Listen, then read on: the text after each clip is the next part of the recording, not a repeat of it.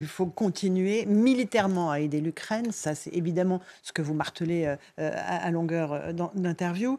Jusqu'où? Et Est-ce surtout à que longueur de film. et de film Jusqu'où et de film bien sûr, parce que il, ça va avec il Ukraine. faut donner aux Jusqu'où? Ukrainiens. L'Ukraine, c'est notre rempart.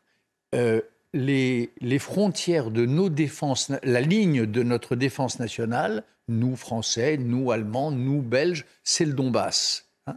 Ils nous défendent là. Donc, les armes doivent être là. Elles ne doivent pas être dans nos arsenaux. Donc, jusqu'où aider l'Ukraine? Jusqu'au bout. Il faut leur livrer les armes dont ils ont besoin Mhm. et les armes qu'ils demandent. Et il faut leur faire confiance là-dessus. Bien sûr. Mais les chars lourds que réclame l'Ukraine, nous ne les avons pas ou peu. Les chars Leclerc, on va livrer des chars AMX qui sont des chars légers. AMX 100, on livre Pour des les chars. Leclerc, ça va Des être plus chars compliqué.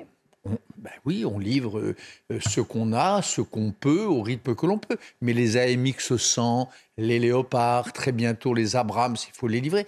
Et il faut les livrer vite. Pourquoi?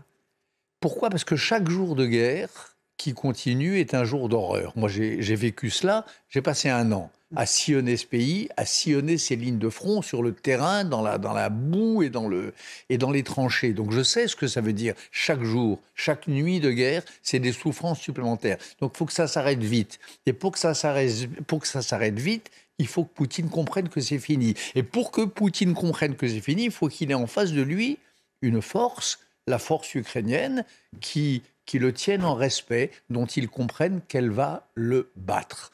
Donc il faut que les Ukrainiens soient les plus forts possibles. C'est la seule façon pour que cette guerre s'arrête.